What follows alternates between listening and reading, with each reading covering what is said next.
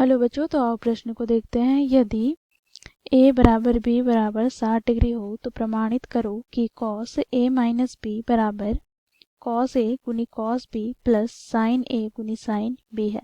तो दिए गए प्रश्न की मुख्य अवधारणा की बात करें तो बच्चों यहाँ पर हम देखेंगे cos 0 डिग्री का मान 1 के बराबर होता है, cos 60 डिग्री का मान 1/2 के बराबर होता है तथा साइन 60 डिग्री का मान √3/2 के बराबर होता है।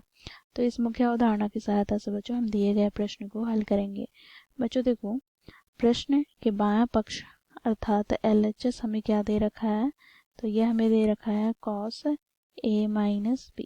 बच्चों देखो यहाँ पर हम a और b का मान रखेंगे तो a और b दोनों ही बराबर है 60 डिग्री के, तो 60 डिग्री माइनस 60 डिग्री हो जाएगा।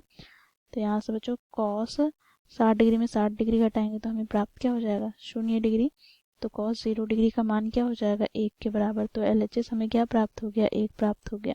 अब बच्चों RHS की बात करें तो यहाँ से हमें RHS बराबर क्या प्राप्त हो जाएगा, तो देखो cos a गुनी cos b plus sign a गुनी साइन b। ठीक है, यहाँ से हमें प्राप्त हो जाएगा cos a का मान, तो cos a का मान क्या है 60 डिग्री, तो 60 डिग्री गुनी क्या हो जाएगा cos 60 डिग्री प्लस यहाँ पे साइन 60 डिग्री गुनी साइन क्या हो जाएगा 60 डिग्री, क्योंकि a और b बराबर है किसके 60 डिग्री के। ठीक है बच्चों, यहाँ पर हम मान रखेंगे तो cos 60 डिग्री का मान क्या हो जाएगा, तो बच्चों देखो यहाँ पर क्या होगा, तो 1/2, तो 1/2 गुनी 1/2 प्लस साइन 60 डिग्री का मान क्या होगा, तो √3/2 गुनी √3/2। तो यहाँ से हमें प्राप्त क्या हो गया, तो 1/4 प्लस यहाँ से बच्चों देखो √3 का स्क्वायर बटे में 2 दूनी 4। तो यहाँ से हमें प्राप्त हो जाएगा 1/4 प्लस √3 का स्क्वायर, तो वर्ग से वर्गमूल कट जाएगा अर्थात 3/4। तो यहाँ से हमें प्राप्त हो जाएगा 4, हम लघुत्तम ले लेंगे तो 1 प्लस 3 अर्थात यहाँ से हमें प्राप्त हो जाएगा 4/4।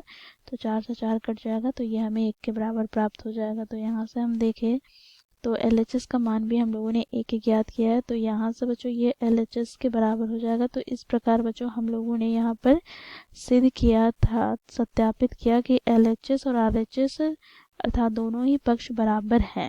तो इस प्रकार बच्चों हम लोगों ने मुख्य अवधारणा की सहायता से दिए गए प्रश्न को सिद्ध किया अर्थात सत्यापित किया। आशा करती हूँ आप लोगों को यह प्रश्न समझ में आया होगा। धन्यवाद।